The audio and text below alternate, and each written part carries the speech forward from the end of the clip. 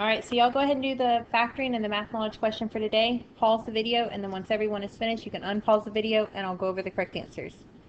So for the factoring, you should have x plus 6 times x minus 4. For the math knowledge question, they give us a circle chart and they say 40 more students chose action than fiction. So the difference between action and fiction is 16%. So 16% of the total number of students is going to be 40, because that's the difference between these percentages, 16%. And they told us we had 40 different students that chose, 40 more students that chose action than fiction. So if you divide 40 by 16%, or 40 divided by 0.16, you should get a total of 250. And so that would be D for your answer. Okay, so we are looking at lesson 19 today. We're going to be doing Introduction to Quadrilaterals. So hopefully some of this is review about the basic terminology for quadrilaterals, but we're going to go over it just in case it's not. So first off, a quadrilateral. It's a polygon with 4 sides. So if you have a figure that has 4 sides, it has to be a quadrilateral. One type of quadrilateral is a parallelogram, and that's where both pairs of opposite sides are parallel. So this side and this side are parallel, and this side and this side would be parallel. That would make a parallelogram. A kite is where you have exactly 2 pairs of consecutive sides that are congruent. So these are your consecutive sides, and they are congruent. And then here are 2 other consecutive sides, and these 2 are congruent. So that's what a kite is. Some of y'all may have seen a kite in person. They make kites that don't look just like that, but they're still called a kite because of what you do with it. But that is the geometric term for kite.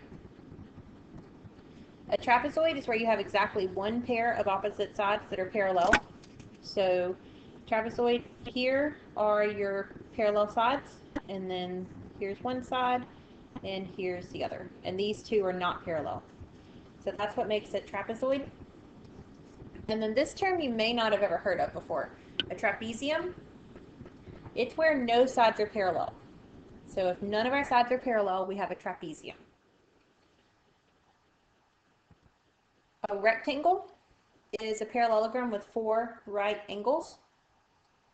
So you have opposite sides are parallel, and you also have 4 right angles.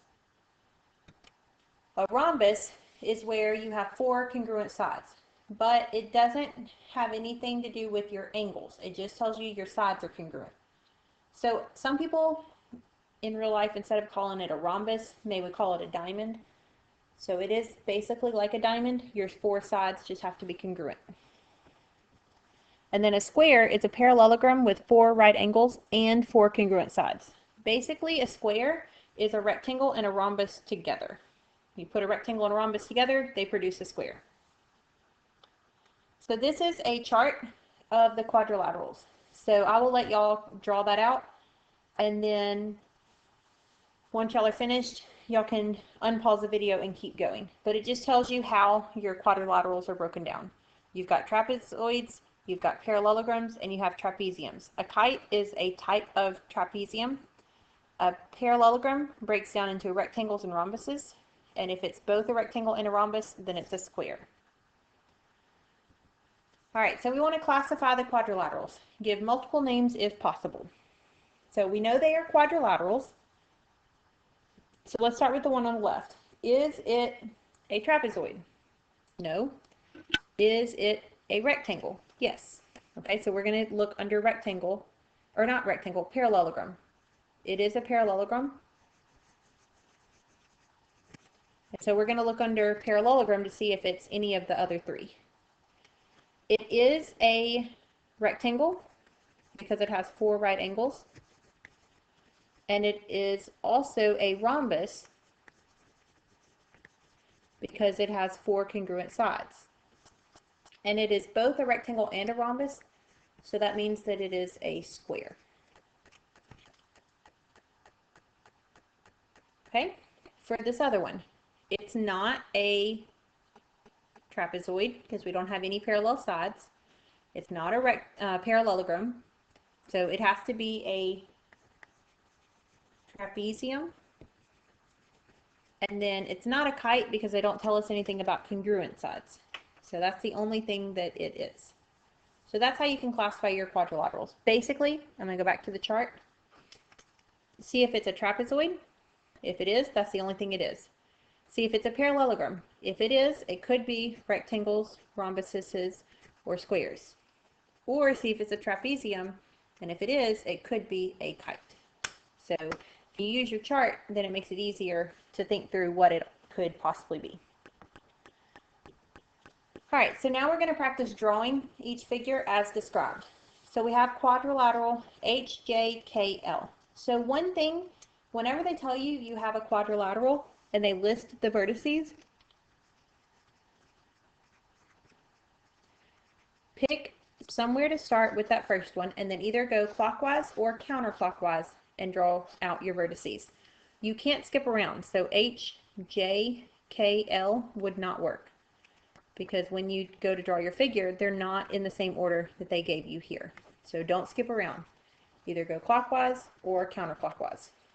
So it tells us that HJ and KL are parallel. So remember, if you draw your little arrow, that shows that they are parallel. And it also says that JK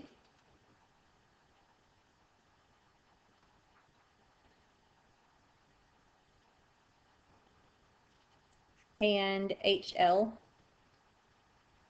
are congruent. So that's all that we know about it. We can't mark anything on the angles. You could have it slanted a little bit more.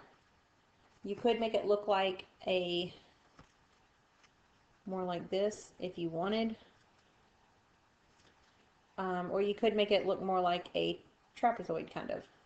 But any of those shapes are basically fine. For this next one, we have P, Q, R, and S. So remember, you have to either go clockwise or counterclockwise.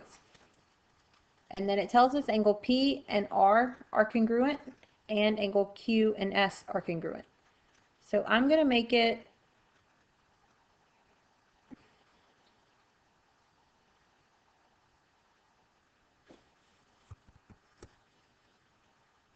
look kind of like that.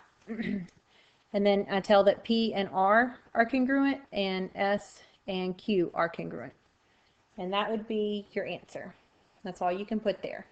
Okay, so y'all try C, and then after y'all have tried it, I'll go over it. So we have D, C, H, and A. DH is parallel to CA. So those are the diagonals. They're not parallel. This should say perpendicular. That doesn't make sense. They are perpendicular. So our diagonals are perpendicular. Well, those aren't drawn very well. That's a little bit better. They're perpendicular. And then DH is congruent to CH. And so it's kind of hard to show that on your actual figure. And so what the book does is they just write DH is congruent to CA below it. Because you can't really put a tick mark because it makes it hard to tell where your tick mark is supposed to go. So that should be what that one looks like. Sorry about that mistake. Okay, so now we're going to look at the perimeter and area of the rectangle. So to find perimeter of your rectangle, these two side lengths are the same, and these two side lengths are the same. So you can do 2 times your length plus 2 times your width. So 2 times 2 1/4 plus 2 times 6 1/4. So 2 times 2 1/4 is going to be 4 1/2. And 2 times 6 1/4 is 12 1/2. And if you add those together, you get 17, and our units are centimeters. For the area, you're going to do length times width. So 2 1/4 times 6 1/4. And if you multiply those together, you get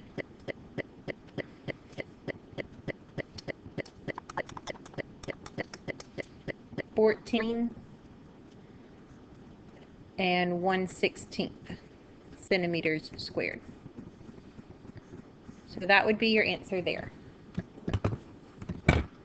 Now we're going to determine the perimeter and area of the square. For a perimeter of the square, you just do 4 times the side length because all of the side lengths are the same. So our side length is 3.4. So 4 times 3.4 is 13.6. And our units are in feet. And then your area, you just do the side length times the side length, which is the side length squared. So 3.4 squared is 11.56, and then feet squared. So that would be your answer there. Okay, so now we're going to look at another example dealing with a football field. It's 120 yards long and 53 1/3 yards wide. Football people, if that's not the correct answer, the correct units, I'm sorry, that's what the book tells us to use, so that's what we're going to use. I feel like it's pretty close, but if it's not exactly that, don't change the numbers. Use the numbers they gave you. And it says all the corners are right angles. What type of quadrilateral is this? So is it a trapezoid? No. Is it a trapezium? No. It is a parallelogram. And then is it a rectangle? Yes. It is not a rhombus, which means it's not going to be a square. So those are the two that it is. And it says, if a tarp is used to cover the field, what area must the tarp cover? So our area is length times width. So our length is 120, and our width is 53 1/3. So if you multiply 120 times 53 1/3, you should get 6,400. And then our units are yards squared. So that would be your answer for that one. Okay, so now we're going to try some practice problems. So y'all pause the video and try these two by yourself. And then unpause it and I'll go over it. So classify this quadrilateral. It is not a trapezoid or a trapezium. It is a parallelogram.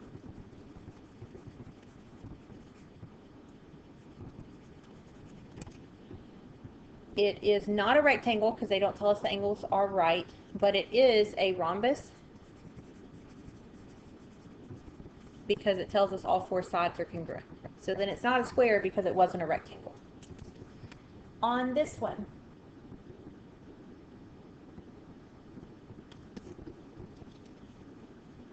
P, Q, R, and S. It tells us P, Q, and RS are parallel.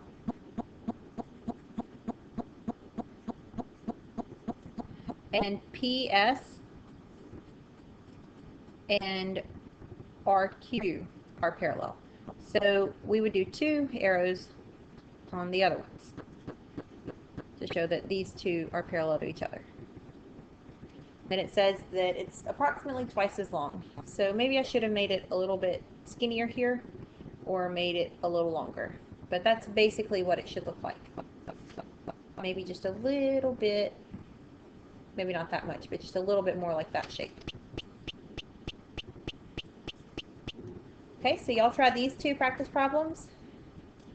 Pause the video, and then once everyone is finished, unpause it and I'll go over them. So we have a rectangle. We want to find the perimeter. So 2 times 25 plus 2 times 50 gives you a total of 150. And the units are in meters. And then for your area, you're just going to do 25 times 50. And if you multiply that, you should get 1,250 meters squared. And it says determine the perimeter and area of the square. So the perimeter, we just do 4 times 4.3, which is 17.2 centimeters. And then for the area, you're going to do your side length squared. So if you do that, you get 18.49 and centimeters squared. So that would be your answer for that one. So hopefully you're able to get those questions right. We're going to look at our practice problem now. Our challenge question now. It tells us that the quadrilaterals are incomplete. Explain how they could be completed. And then classify each. So y'all pause the video and try that. And then unpause the video and I'll go over it. So for figure A, you could complete it as a trapezoid if the missing side was not parallel to the one that they gave you. Those two are parallel, and so that would be not parallel, so that could be a trapezoid. You could also complete it as a rectangle if these were parallel. Then this could be a right angle and that could be a right angle. You could also make it a square if the side lengths are all four the same. So that's how many different ways you could complete this first one.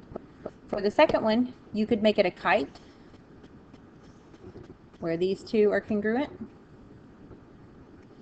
You could also make it into a square. We have a right angle at all of these, and then these would be congruent. And those are the two ways that you would be able to complete that one. So those are the answers for the challenge question. So your homework tonight is 1 through 30. So make sure that y'all do those so we can go over any questions you have tomorrow.